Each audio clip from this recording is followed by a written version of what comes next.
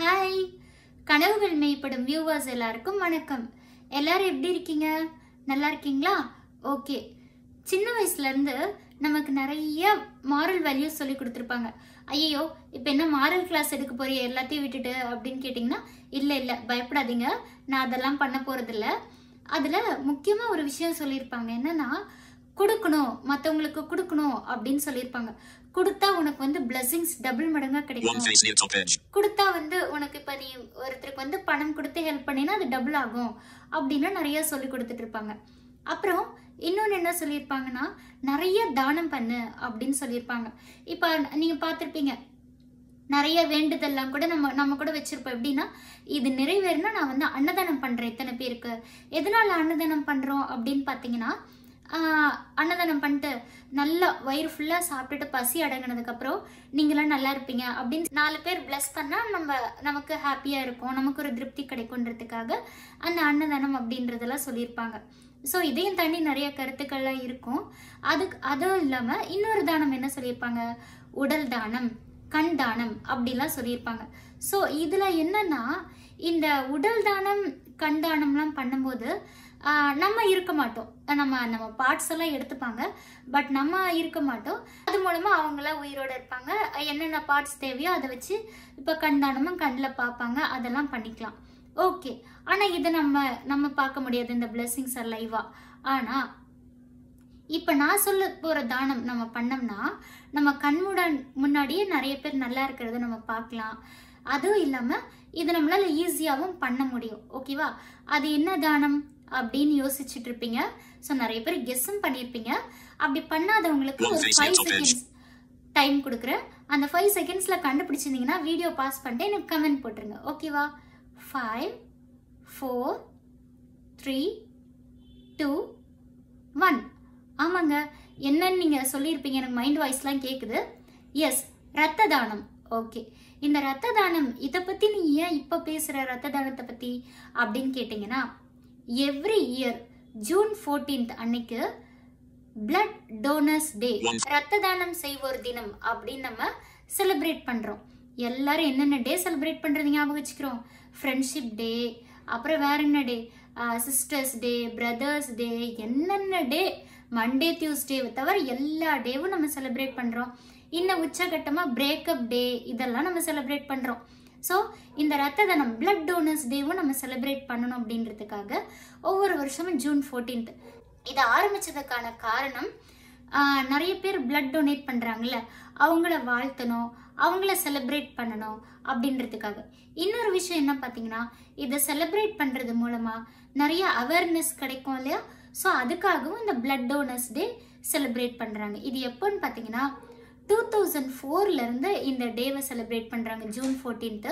இதை செலிப்ரேட் பண்ண சொன்னது யாரு அப்படின்னு பார்த்தீங்கன்னா, WHO, வேர்ல்ட் ஹெல்த் ஆர்கனைசேஷன். அவங்க தான் வந்து இதை செலிப்ரேட் பண்ண சொல்லியிருக்காங்க. ஸோ இது மூலமா நம்ம நிறைய பேருக்கு அவேர்னஸ் கிடைச்சிருக்கோம்னு சொல்லிட்டு. ஸோ இது யார் யார் பண்ணலாம் அப்படின்னா உங்களுக்கே தெரிஞ்சிருக்கும். 18 இயர்ஸ்ல இருந்து 65 இயர்ஸ்க்குள்ள இருக்கவங்க யார் வேணாலும் இதை பண்ணலாம். அதே மாதிரி இதை வந்து எப்படி ஜென்ஸ், அது மேல் வந்து எப்போ பண்ணலாம் அப்படின்னு பார்த்தீங்கன்னா, 3 மந்த்ஸ்க்கு ஒரு தடவை அவங்க பண்ணலாம். அதாவது 12 வீக்ஸுக்கு அப்புறம். அதாவது அப்புறம் நம்ம ஃபீமேலில் எப்போ பண்ணுவாங்க அப்படின்னு பார்த்தீங்கன்னா, 4 மந்த்ஸ்க்கு ஒரு தடவை பண்ணலாம் அப்படின்னு சொல்லியிருக்காங்க. இதை வந்து என்னென்ன மெயினாக பண்ணணும்னா, 45 kg இருக்கணும் இதை பண்ணணும் அப்படின்னா. அட்லீஸ்ட் அபவ் 45 kg இருந்தால் பண்ணலாம் அப்படின்னு சொல்லிட்டு, ஹியூமோக்ளோபின் ரேஞ்செலாம் கரெக்டாக இருந்தால் நம்ம பண்ணலாம் அப்படின்னு சொல்லியிருக்காங்க. இது பண்ணுறதுனால என்ன பெனிஃபிட்ஸ் ஆகும் அப்படின்னு கேட்டிங்கன்னா, இந்த குடல் புற்றுநோயெல்லாம் சொல்கிறாங்களே, கேன்சர்லாம் நமக்கு வராது, ஹார்ட் சம்மந்தமான ப்ராப்ளம் வராது.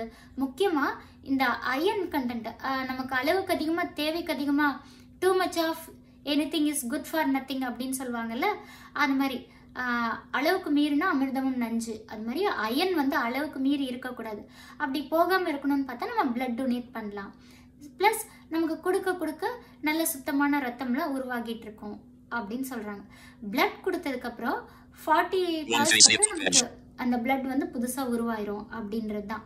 இன்னொரு முக்கியமான விஷயம் என்ன தெரியுமா, இந்த கவர்மெண்ட் ஸ்டாஃப்ஸாக இருக்கட்டும், ப்ரைவேட் ஸ்டாஃப்ஸ் நம்ம ஒர்க் பண்ணிட்டு இருக்கோம் இல்லையா, நம்ம இந்த மாதிரி பிளட் டொனேட் பண்ணிட்டோம் அப்படின்னு தெரிஞ்சதுன்னா இதை வச்சு நம்ம ஒரு ஸ்பெஷல் சிஎல் கூட எடுத்துக்கலாம்.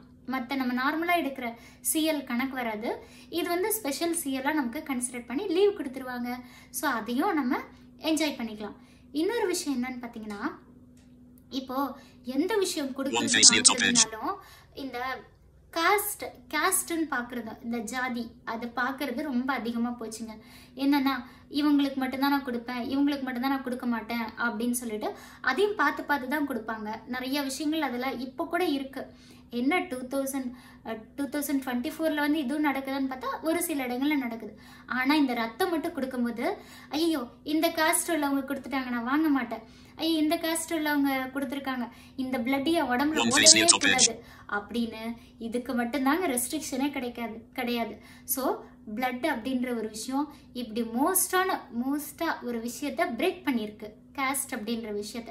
ஸோ அதனாலே பிளட்டுக்கு நம்ம ஒரு என்ன சொல்லலாம், சல்யூட் பண்ணலாம். நீ வந்து மனுஷங்களால பிரேக் பண்ண முடியாம எத்தனை சட்டம்லாம் ஏற்றிருக்கோம், எவ்வளோ அவேர்னஸ் இருக்கும், ஆனாலும் அதெல்லாம் தாண்டி இப்போ இந்த பிளட் வந்து நீ என்ன கேஸ்டா இருந்தாலும் சரி அவசரத்துக்கு கொடுத்தா வாங்கிக்கணும், இல்ல அவசரம் தேவைப்படுறவங்களுக்கு கொடுக்கணும் அப்படின்ற ஒரு விஷயம் இருக்கு. ஸோ இது எனக்கு சொல்லணும்னு தோணுச்சு, அதனால சொல்லியிருக்கேன். ஓகே, இன்னைக்கு பிளட் டோனர்ஸ் டே நம்ம செலிப்ரேட் பண்ற இன்னைக்கு நீங்க எல்லாத்துக்கும் எல்லா டே விஷ் பண்ணுவீங்க.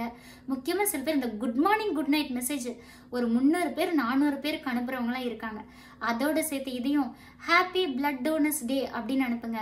ஸ்டேட்டஸ் ஸ்டோரிஸ்லாம் வச்சிங்கன்னா நிறைய பேர் அவேர்னஸோட பண்ணுவாங்க இல்லையா. ஸோ அதனால தான் எனக்கு சொல்ல தோணுச்சு. இதை நீங்கள் ஃபாலோ பண்ணி பண்ணுங்க, கண்டிப்பாக நிறைய பேருக்கு யூஸ்ஃபுல்லாக இருக்கும் இல்லையா. இந்த விஷயம் உங்களுக்கு பிடிச்சதுன்னா லைக் பண்ணுங்க, கமெண்ட் பண்ணுங்க, ஷேர் பண்ணுங்க. நிறைய பேர் எனக்கு சப்போர்ட் பண்ணி வியூஸ் கொடுக்குறீங்க, பட் சப்ஸ்கிரைப் பண்ணாமல் இருக்கீங்க. எனக்கு சப்ஸ்கிரைப் பண்ணிங்கன்னா எனக்கு கண்டிப்பாக ஃபீட்பேக் யூஸ்ஃபுல்லாக இருக்கும். ஓகேவா? தேங்க்யூ.